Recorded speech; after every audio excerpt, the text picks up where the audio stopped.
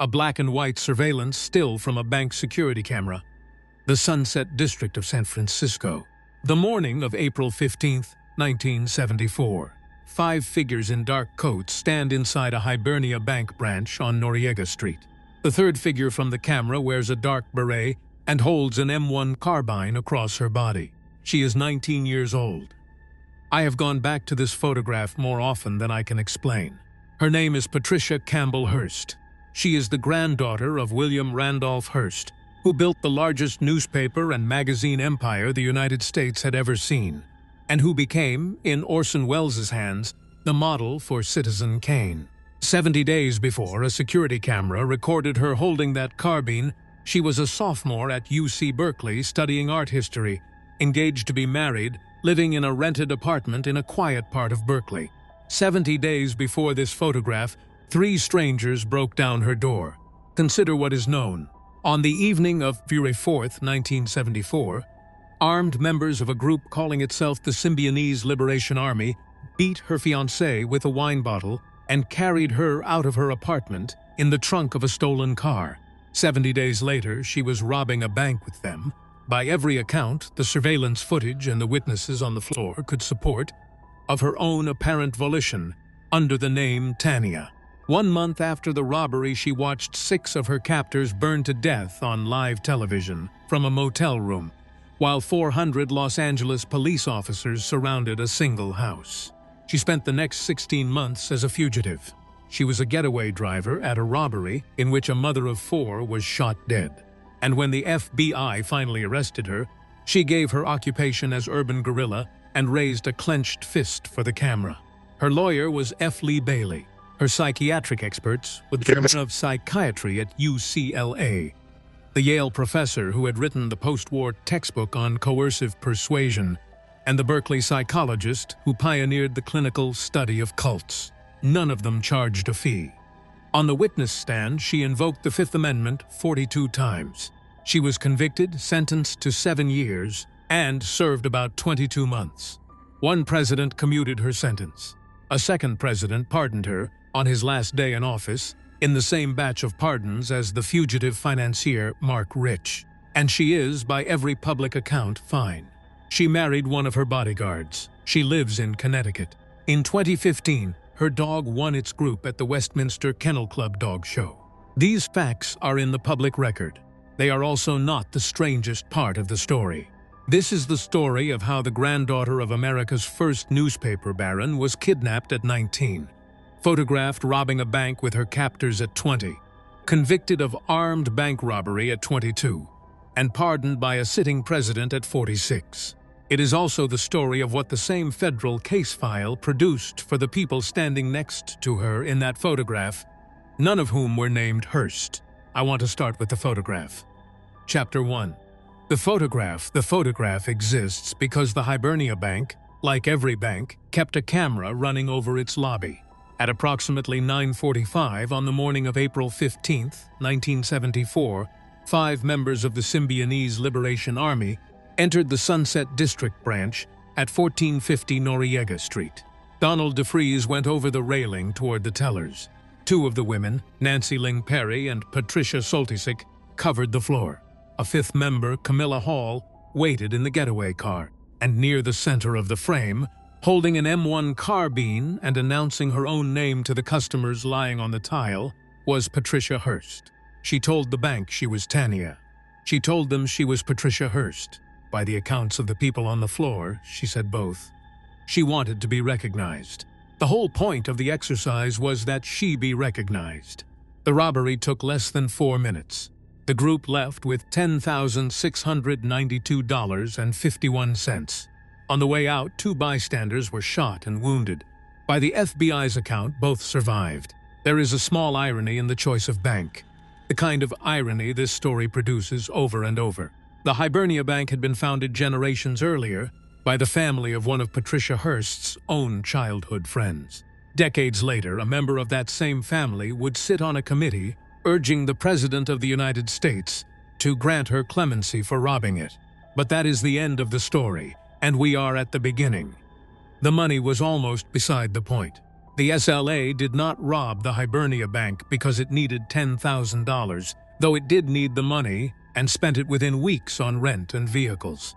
It robbed the Hibernia Bank because the bank had a camera, and because the most famous missing person in the United States could be made to stand in front of that camera holding a rifle. It worked better than the group could have planned. I want to sit with what the photograph actually shows. A young woman in a dark coat and a beret. A carbine held at waist height, the barrel angled down and to the side. Behind her, a bank lobby like 10,000 other bank lobbies. Her expression is hard to read, which is part of why the image has lasted. You can read it as fear. You can read it as conviction. You can read it as the flat affect of someone who has not slept properly in 70 days. The photograph does not tell you which, and everyone who has looked at it for 50 years has brought their own answer. The image went out on the wire services within hours. It ran on the front pages of newspapers that her own grandfather's company had spent decades competing against. Within weeks, it was a magazine cover. Within months, it was a poster on dormitory walls. The carbine and the beret became, almost immediately, a kind of shorthand, the way a single image sometimes detaches from its event and starts to mean things on its own.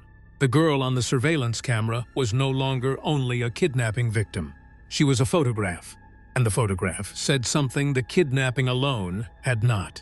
What it said depended entirely on what you already believed. To the FBI, the photograph was evidence of a federal crime. To parts of the radical left, it was a recruitment poster, proof that even a daughter of the ruling class could be turned. To Patricia's parents, watching from the family home south of the city, it was their daughter holding a gun, and they did not know, and could not know, whether she was holding it because she wanted to, or because someone standing just out of frame was holding one on her. A federal jury would eventually decide that question. It would decide it against her, but the jury would not see the photograph the way the public saw it. It would see it as one frame in a much longer sequence, set against 57 days in a closet, a small stone medallion, and 42 refusals to answer. We will get to all of that. There is a thing photographs do that words cannot. A sentence argues. A photograph simply asserts that this happened, that this person stood in this place, holding this object, and leaves the why to the viewer. The Hibernia still asserted that Patricia Hearst stood in a bank with a rifle. It did not, and could not, say whether she was a victim or a soldier. 50 years of argument have not settled it, because the argument is not really about the photograph. It is about what a person is, and whether a person can be unmade and remade in 70 days, and whether, if she can, she is responsible for what the remade version does. For now, the photograph. April 15, 1974. 70 days after a doorbell rang in Berkeley. Chapter 2. Benvenue Avenue, 2603. Benvenue Avenue is a two-story building on a quiet residential block in the Elmwood neighborhood of Berkeley, a few minutes south of the university. In 1974, apartment number 4 was a ground-floor unit rented by a young couple. The man was Stephen Weed, 25 years old, a graduate of Princeton, working as a mathematics teacher. The woman was Patricia Hearst, 19, a sophomore at the university across town. They had met at the Crystal Springs School for Girls in Hillsborough, where Weed had been hired to teach and where Patricia had been a student. She was 17. He was her teacher. By both of their later accounts, the relationship became romantic while she was still enrolled. By the standards of the school that employed him, this was not a small thing. By the standards of 1971, it drew less comment than it would now. They became engaged. They moved to Berkeley. She enrolled at the university. They were, by every contemporary account, an ordinary couple in an ordinary apartment. On the evening of February 4, 1974, at approximately 9:17, the doorbell rang. A young woman stood at the door. She said she had been in a car accident and needed to use the telephone. When Weed opened the door, 2 armed men forced their way in behind her. One of them struck Weed with a wine bottle. He managed to break away and escape out the back. The intruders dragged Patricia Hearst out of the apartment, put her in the trunk of a car they had stolen for the purpose, and drove away. A neighbor who came out to see what was happening was shot at. Within a few minutes, it was over. I want to register what the apartment was, because the rest of the story can make it easy to forget. It was the home of two people in their early 20s. There were dishes in the kitchen and coarse reading on the table. Whatever anyone would later come to think of Stephen Weed, and a great many people would come to think a great deal about Stephen Weed. On the night of February 4th, he was a man who answered his own door and was beaten with a bottle for it. Whatever Patricia Hearst would become to the public over the next 2 years, on the night of February 4th, she was a 19-year-old carried out of her home in the trunk of a car by people she had never met. The kidnapping was not at first about Patricia Hearst as a person. The SLA had not been following her. They had been looking for a target, someone whose name would force the machinery of the state and the press to pay attention. And in Northern California in 1974, there was no more useful name than Hearst. She was chosen because of her grandfather. She was, in the most literal sense, taken for what her family was. The response was immediate and enormous. The kidnapping led every newscast in the country. The FBI opened what would become one of the largest investigations in its history, eventually assigning hundreds of agents to the case. Reporters camped outside the family home south of the city. The story had everything the press of the period wanted. A beautiful young heiress, a radical underground cell, a famous name, a father who controlled a newspaper empire and could not for once control the story his own papers were running. And the family itself, which had spent 3 generations and an immense fortune making the Hearst name mean something, waited to find out what the people who had taken their daughter would ask for. Kidnapping as a crime has a logic. The kidnapper wants money. The family pays it. The exchange is made. The Hearst family was prepared, by wealth and by temperament, for that transaction. When the demand came, it was not that transaction at all. The SLA did not ask for money, at least not for itself. It asked the Hearst family to feed the poor of California. It had turned a kidnapping into a piece of political theater, and it had cast Randolph Hearst against his will in the role of the ruling class father who would be made to demonstrate, in public, exactly how much his daughter was worth to him. If you have made it this far, you should probably subscribe. It is free, and it is what keeps these coming. Chapter 3. Hillsborough. To understand why the Hearst name was worth a kidnapping, you have to go back 2 generations, to the man whose name was on the buildings. William Randolph Hearst was born in San Francisco in 1863, the only child of a mining millionaire. He took over a single newspaper, the San Francisco Examiner, in his 20s, and over the next 40 years built it into the largest media empire the country had ever seen. At its peak in the mid-1930s, the Hearst organization owned 28 major newspapers and 13 magazines, along with newsreel and radio operations. He more or less invented the modern American tabloid.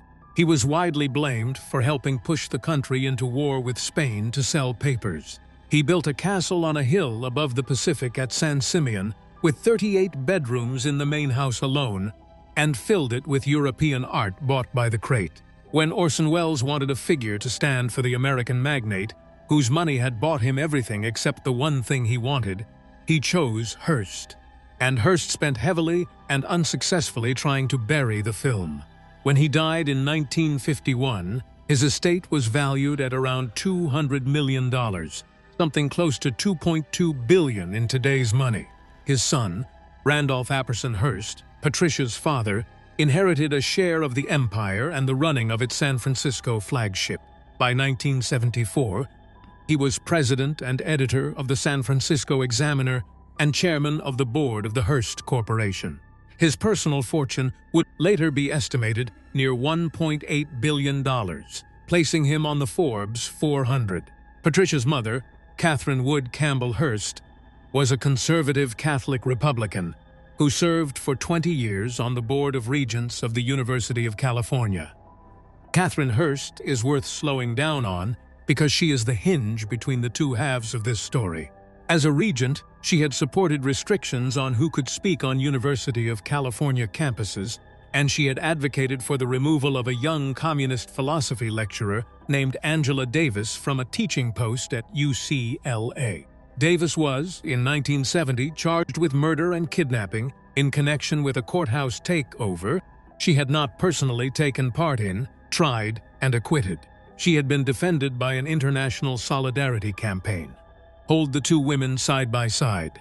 A black communist academic prosecuted by the state of California, saved by a global left-wing movement, and the white Republican regent who wanted her fired, whose own daughter was about to be prosecuted by the United States and saved, in the end, by something else entirely.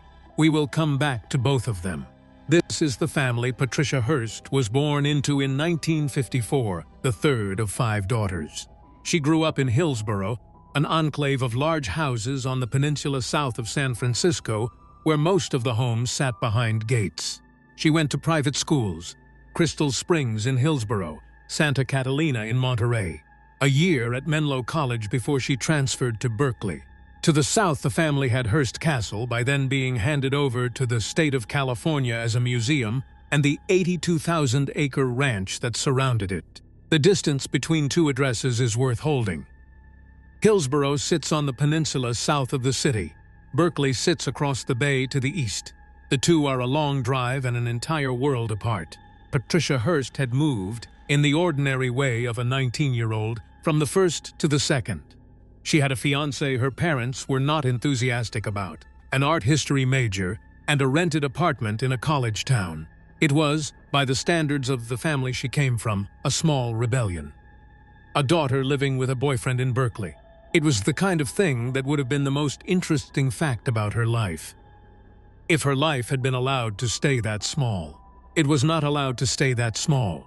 On the night of February 4th, the largest private fortune in Northern California acquired, overnight, a hostage problem. And, to understand what the kidnappers wanted, and why they would not simply take the money, you have to understand who they were. Who they were is one of the strangest stories in the history of American radicalism. Chapter 4. Sinky Donald David DeFries was born in Cleveland, Ohio, in November of 1943, the oldest of 8 children in a violent house. He was arrested for the first time at 14. By his late 20s, he had a long record of weapons and theft offenses on both coasts, and in 1969, after a shootout with a Los Angeles police officer, he was sentenced to a term of 6 to 14 years.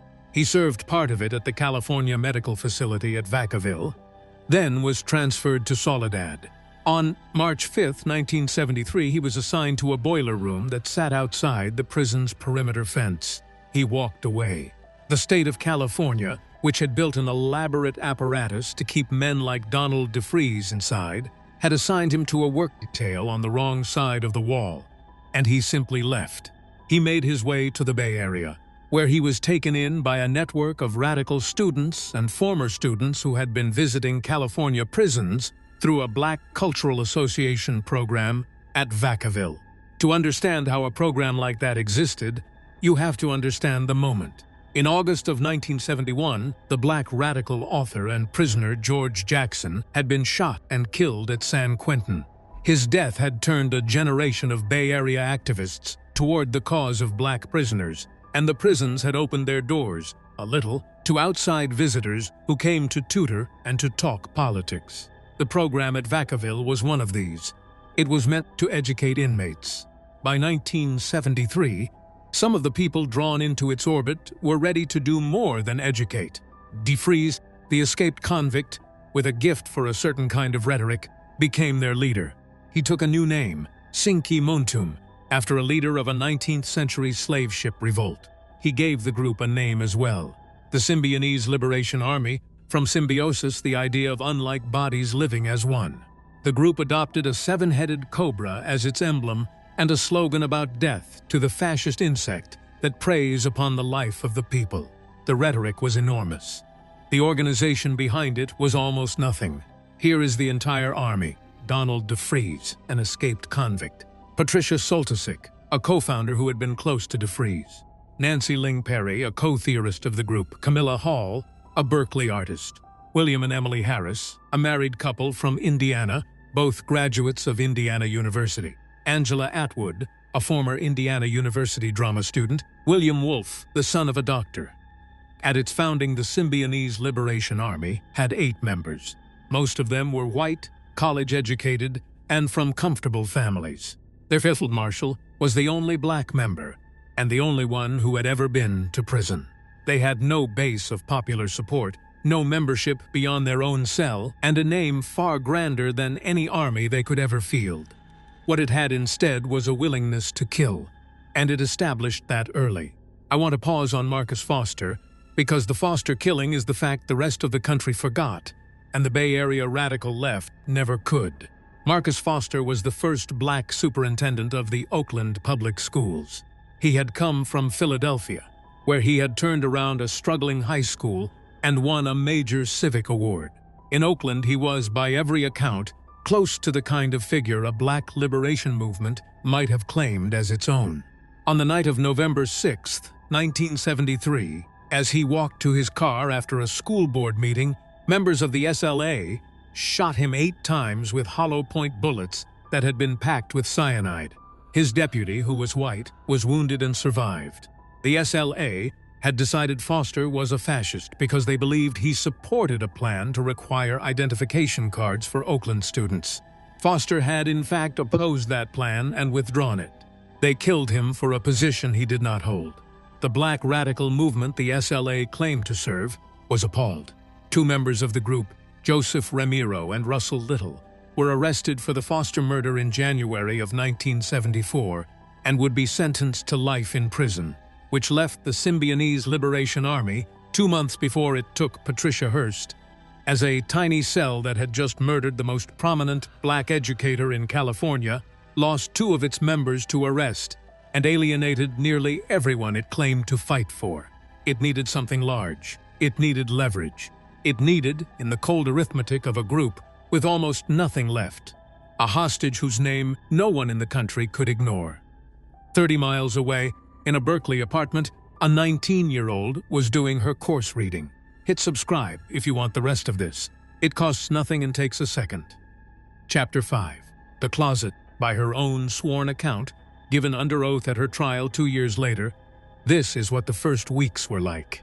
She was kept in a closet in the first of several safe houses the group would use. She was blindfolded. She was held there for the better part of 2 months. During that time, by her testimony, she was sexually assaulted by 2 of her captors, William Wolfe and Donald DeFries. She was let out for tactical reasons, to make recordings, and then put back. She could hear the group debating whether to kill her. I want to be careful here because all of this is contested ground, and because the woman it happened to is still alive. The account of the closet and the assaults comes from Patty Hearst's own testimony and her later memoir. The 2 men she named were both dead by the time she said it. Killed in the fire this story is moving toward, and could not answer. A federal jury would later decide that whatever happened in the closet did not excuse what happened at the bank. That is a separate question from whether the closet was real.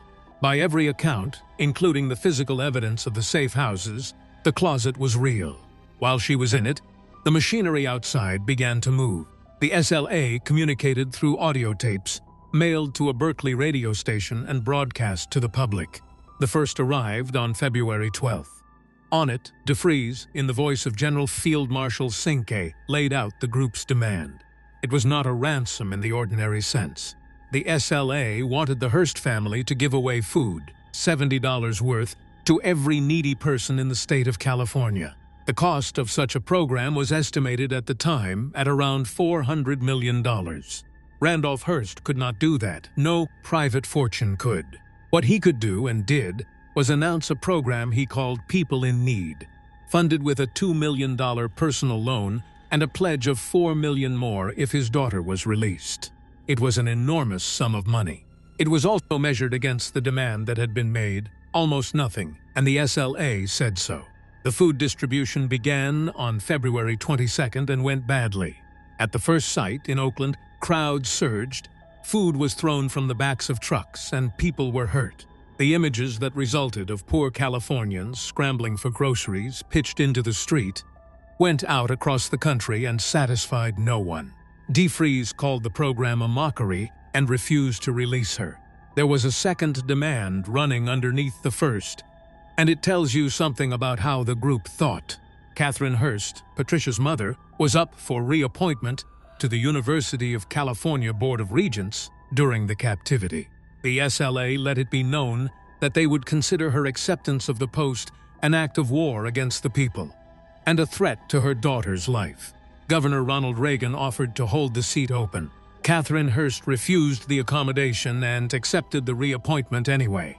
Her daughter was in a closet, and the group holding her had named a price in her mother's public conduct, and her mother declined to pay it. There are several ways to read that decision. None of them are simple. Consider what these weeks would do to a person. Picture the sequence from inside the closet. You are 19. You have been taken from your home and assaulted. You are blindfolded in the dark. The one channel of information you have is the group that took you, and the radio, on which you can hear your own father trying and failing to buy your freedom, your mother refusing the group's terms, and your captors telling you that all of it proves everything they have been saying about your family. There is no clock. There is no one to check the story against. By the standards of nearly every model of coercion that exists, these are the conditions under which a person comes apart. On April 3, 1974, a new tape arrived. On it, Patricia Hearst announced that she had been given a choice: to be released or to join the people who had taken her, and that she had chosen to stay and fight. She had a new name now. She was Tania, taken from a woman who had fought and died alongside Che Guevara in Bolivia. The jury that convicted her 2 years later would treat that tape as a statement of free choice. Her defense would treat it as the moment the breaking was complete. The same 40 seconds of audio, 2 readings, the entire case between them. 12 days later, she walked into the Hibernia Bank, Chapter 6. Hibernia, the grand jury did not see a victim.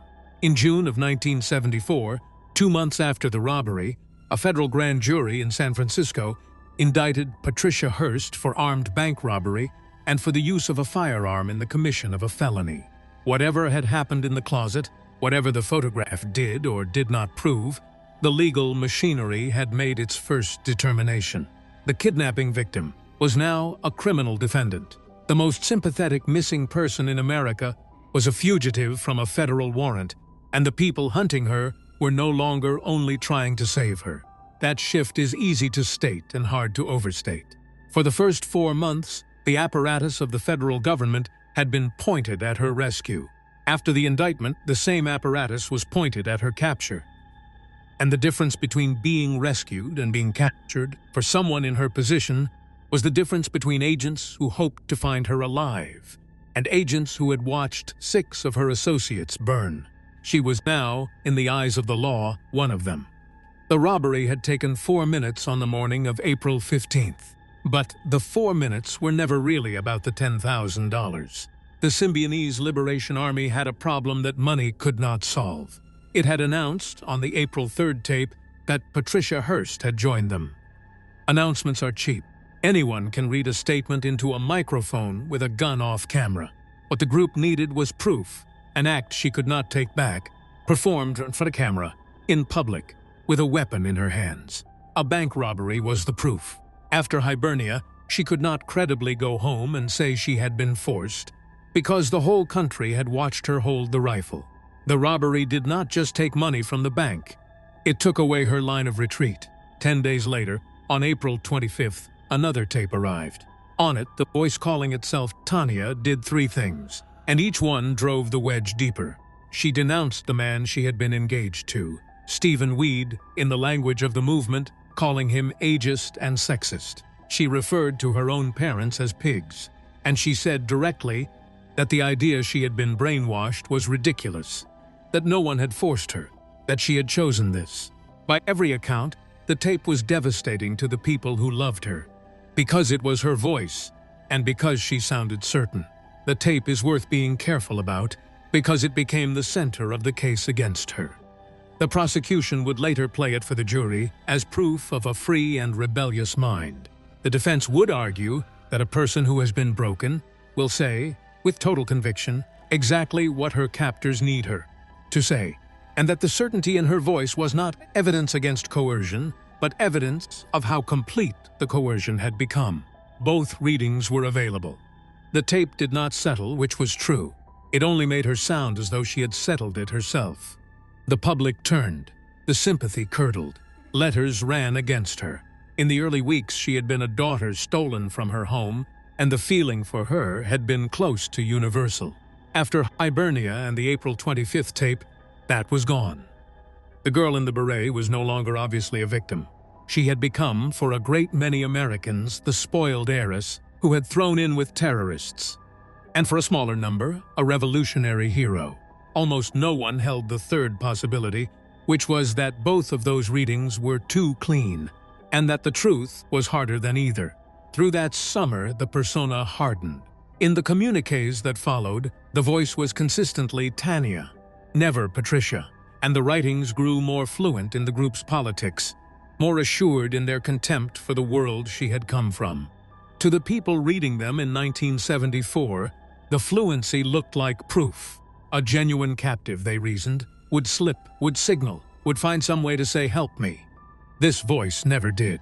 What that fluency actually proved is the question the next 2 years would turn on, and it is not a question the writings themselves can answer. A person performs most convincingly when the cost of an unconvincing performance is death. That is true of a hostage, and it is true of a convert.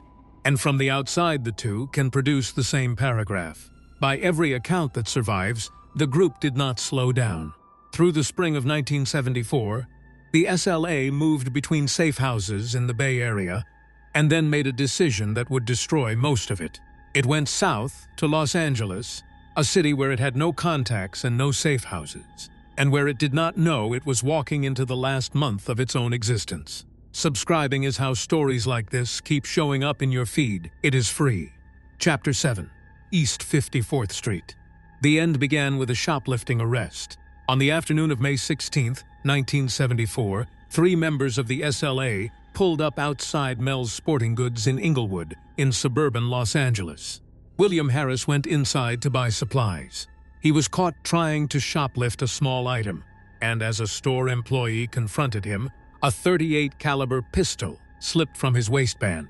The employee grabbed him and tried to handcuff him in the doorway.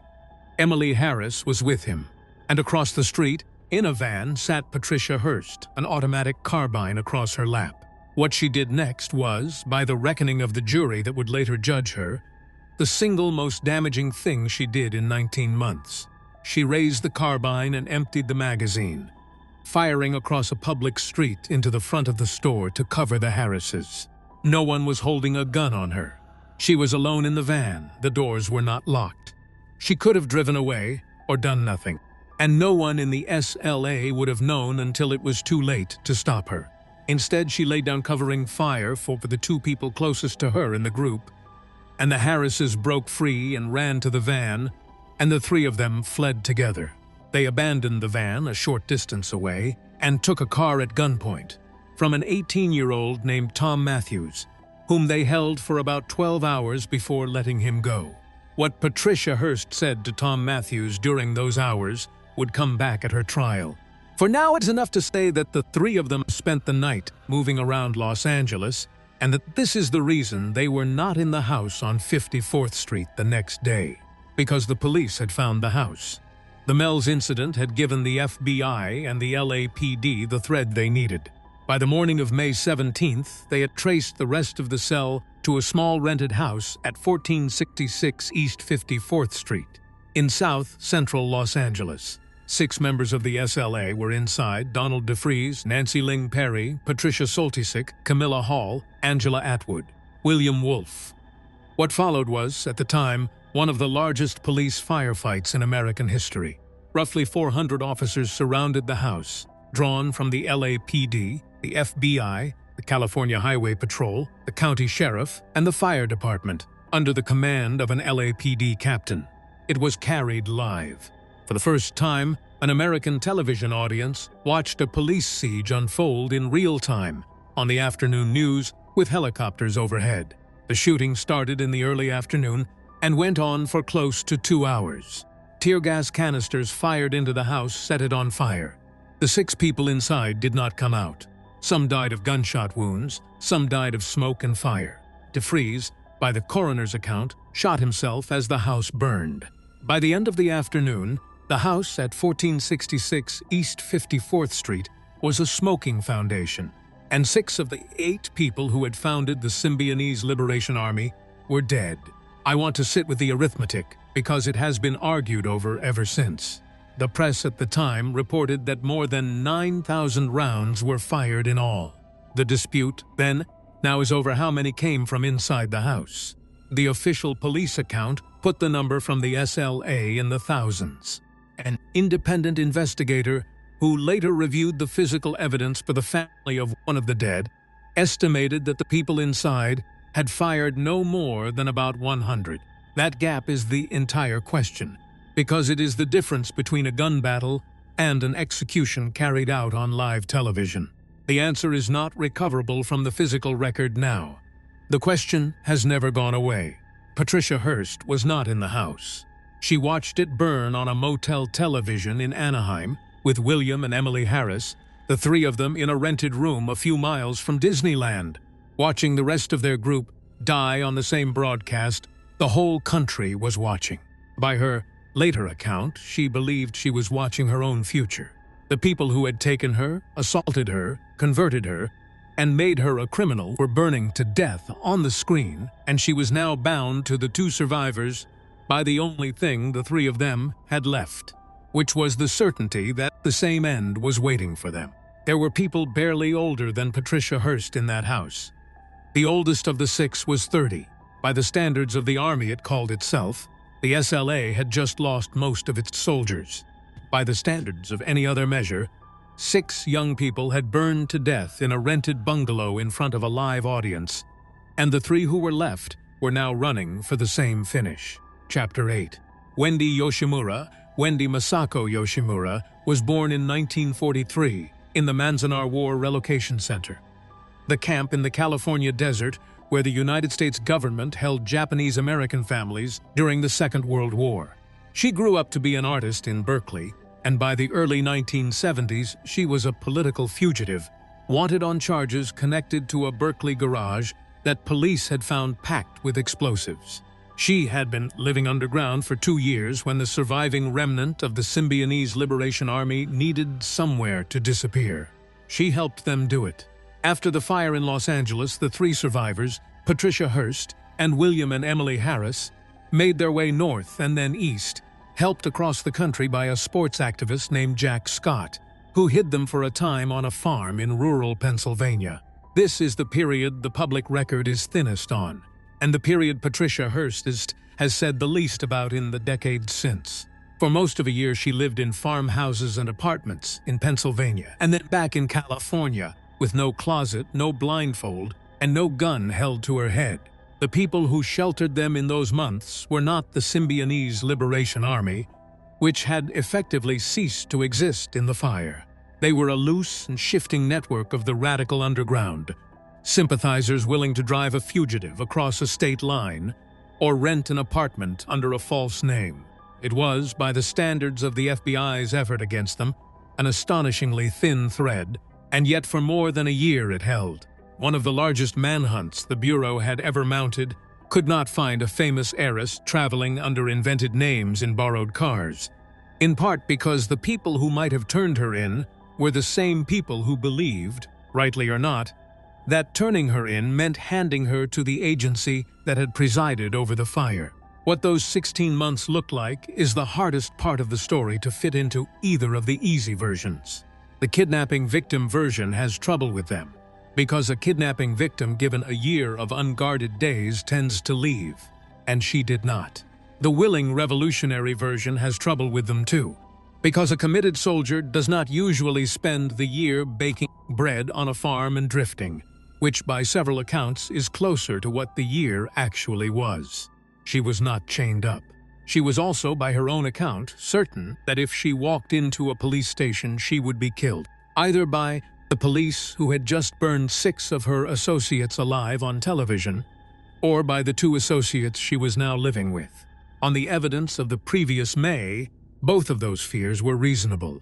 A person can be unchained and unfree at the same time. The law does not have a clean category for that. And her case is the reason a great many people learned it did not. The group, now tiny, kept robbing banks. On the 25th of February 1975, it robbed a bank in the Sacramento area. On the 21st of April 1975, it robbed the Crocker National Bank in Carmichael, outside Sacramento. During that robbery, a shotgun went off and killed a customer, a 42-year-old woman named Myrna Opsahl, who had come to the bank to deposit the collection money from her church. She was a mother of 4. By Patricia Hearst's later account, the shotgun was fired by Emily Heiress. More than 25 years later, Emily Heiress would plead guilty to second-degree murder for that killing. On the day it happened, Patricia Hearst was outside in one of the getaway cars. Myrna Opsahl is the person this story most often forgets, and she is worth slowing down on because she is the one entirely innocent party in the whole affair who paid the whole price.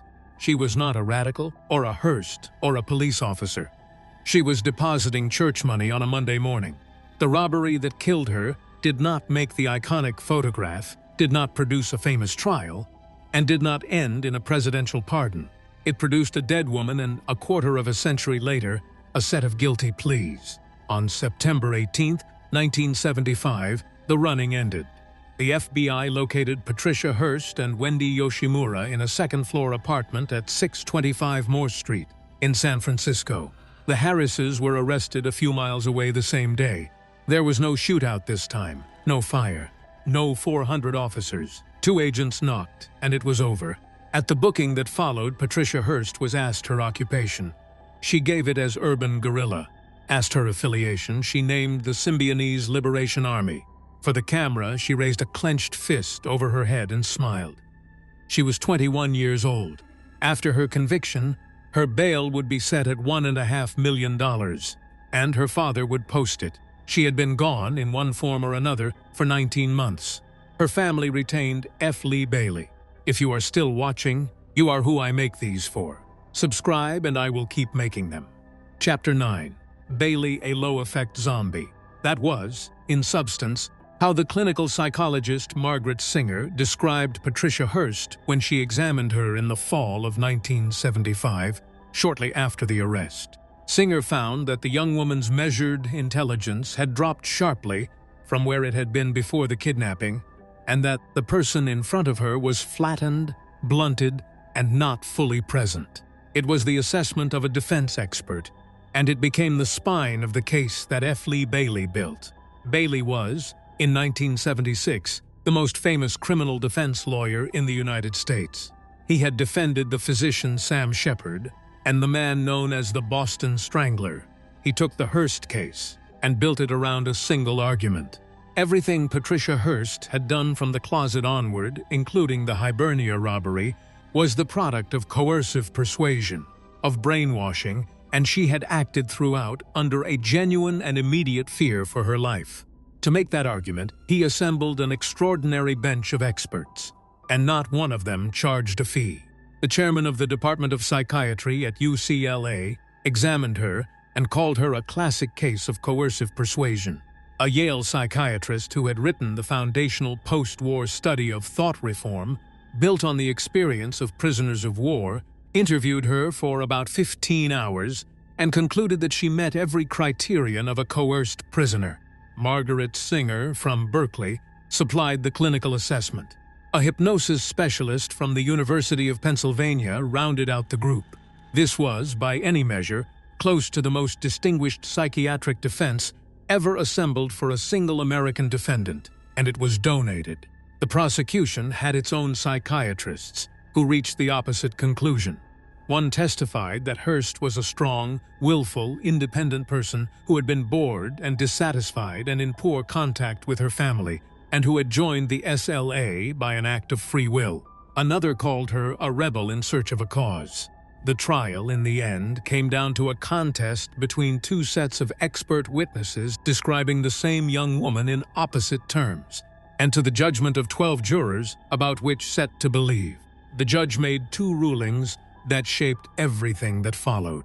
He allowed the prosecution to play the tapes and read the writings she had made as a fugitive, including the April 25th tape, as evidence of her state of mind at the robbery. and he kept from the jury the long written report the defense psychiatrists had prepared, the document that laid out the coercion case in its fullest form. He also instructed the jurors that for a defense of duress to apply, Patricia Hearst must have been under an immediate threat of death at the moment of the robbery. Bailey believed that instruction destroyed his case, because the entire point of the brainwashing argument was that the coercion no longer needed a gun in the room by the 15th of April. It had already done its work. 3 facts in the end sank her. The jurors said so afterward. The first was the carbine at Mel's, fired across a public street from an unlocked van with no one guarding her. The second was a small object found on her when she was arrested. It was a stone medallion carved with an Olmec monkey face, given to her by William Wolfe, one of the 2 men she had testified raped her in the closet. The prosecution asked the obvious question: why would a woman carry for more than a year a keepsake given to her by a man she said had raped her? The defense had answers about how captivity warps attachment. But the answers were complicated, and the question was simple, and in a courtroom simple usually wins. The third was the silence. On cross-examination, asked about her conduct during the months on the run, Patricia Hearst invoked her Fifth Amendment right against self-incrimination 42 times. A jury is instructed not to hold a defendant's silence against her. Jurors are human. One of them said afterward, in plain words, that they had simply not believed her. On March 20th, 1976, after about 12 hours of deliberation, the jury convicted her on both counts. She was sentenced to 7 years. I want to sit with what the brainwashing defense actually was, because it is the hinge of the second story. Strip away the legal theory and look at what the Hearst name could put inside a courtroom. The chairman of psychiatry at UCLA, the author of the field's defining text on coercion from Yale, a pioneering clinical psychologist, a hypnosis specialist from an Ivy League medical school. All of them without fee for one defendant.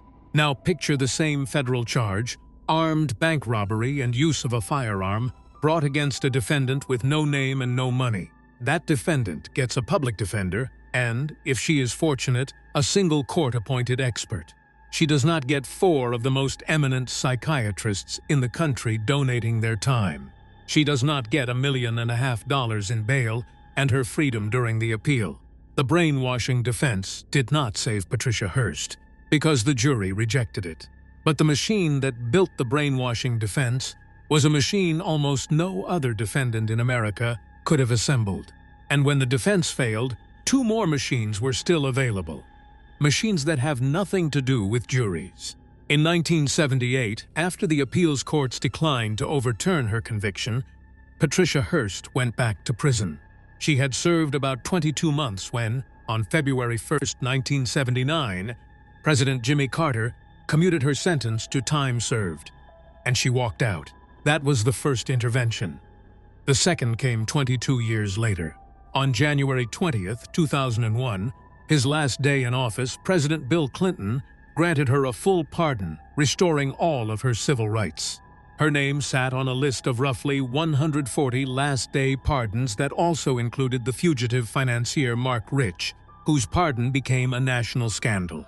By the reckoning of the writer Jeffrey Toobin, Patricia Hearst is the only person in American history to receive a commutation from one president and a pardon from another. Of the 8 people who founded the army she had been forced into, 6 were dead. The 2 who lived, Joseph Remerow and Russell Little, had been convicted of the Marcus Foster murder and sentenced to life. Remerow served decades. Little eventually won a retrial and was acquitted. Of the people she had robbed banks with, none ever received a presidential pardon. She received 2 from 2 different men, 22 years apart. Chapter 10. The Photograph. Again after the pardon, the rest of Patricia Hearst's life looks, from the outside, like a deliberate refutation of everything in this story. Bernard Shaw, a San Francisco police officer who had been hired as one of her bodyguards during the appeal, in 1979, weeks after Carter let her out. The marriage lasted until his death in 2013, 34 years. She raised 2 daughters in Connecticut, one of whom became a model and an actress. She appeared in 5 films by the director John Waters, usually in comic roles, a knowing wink at her own infamy. She bred and showed dogs. In 2015, a Shih Tzu she owned won its group at the Westminster Kennel Club Dog Show at Madison Square Garden. And the photograph that ran in the papers the next day was of a woman past 60 in a careful suit smiling beside a small dog, under a name that older readers still recognized. She wrote a memoir, told her side under oath and then again in print. And over the decades, the public verdict on her softened back towards something like the sympathy of the first 4 months before the photograph. The heiress, who had once been the most reviled young woman in America, became, by the end, a faintly beloved one, a survivor of something the country could not quite name, turning up at dog shows and in cult comedies. The arc from the beret to the show ring is so complete that it can look, if you are not careful, like a happy ending. For her, in the narrow sense, perhaps it was. The trouble is that the photograph had 4 other people in it. I want to step back from the photograph for a moment. It would be easy to read this as a story about Stockholm Syndrome, about a kidnapped girl who came to love the people who took her. It would be easy to read it as a story about brainwashing, or about a bored heiress who joined a revolution and then got rich enough to walk away from it. It would be easy, in other words, to read it as a story about Patricia Hearst's mind, about what was or was not happening inside her in the closet and inside the bank. That is the argument the country has been having for 50 years. It is the argument the trial was built to produce. And it is the wrong argument. What strikes me after the time I have spent with this is that the question of what was in her head was the one question the system was never going to answer, and the one question it spent all of its resources fighting over, while the question it could answer, the one about who receives which kind of justice, it answered almost without anyone arguing about it. A jury spent weeks on her interior life and got, by its own admission, no further than not believing her. 2 presidents settled her freedom in the time it takes to sign a name. No one ever convened a panel of distinguished experts to decide whether Joseph Ramiro had been coerced. What survived is the Hearst Corporation, private and enormous, with annual revenue reported in the billions and a family fortune spread across more than 50 heirs. What survived is Hearst Castle, open to the public on its hill above the Pacific. What survived is the surveillance still itself, in the FBI's archive and on 1,000 book covers. What did not survive is Donald DeFreeze, dead at 30, and the 5 who burned with him. What did not survive is Marcus Foster, the educator they killed for a policy he had opposed, or Myrna Opsahl, the church treasurer who had come to make a deposit. What did not survive is the brainwashing defense, which the verdict effectively closed as a way out of a federal charge, leaving everyone who came after to make do with smaller and narrower doctrines. A black and white surveillance still from a bank security camera. The Sunset District of San Francisco, the morning of April 15, 1974. 5 figures in dark coats. The third figure from the camera, in a beret holding the carbine, is 19 years old. 4 of the 5 people in the photograph were dead within 32 days of the morning it was taken. The 5th was pardoned by a sitting president, lives in Connecticut, and has, by every public account, had a good life. The photograph cannot tell you which of the 5 will be which. That is the one thing the image, for all the times it has been reproduced, has never been able to say. You only know because of everything that happened around it.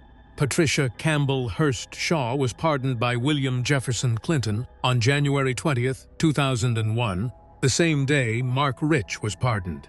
She lives in Wilton, Connecticut. Of the 5 people in the Hibernia Bank photograph, she is the only one for whom anything else can be said. The bank's Sunset District branch closed in 1988. This is what this channel is for. Subscribe, and I will see you on the next one.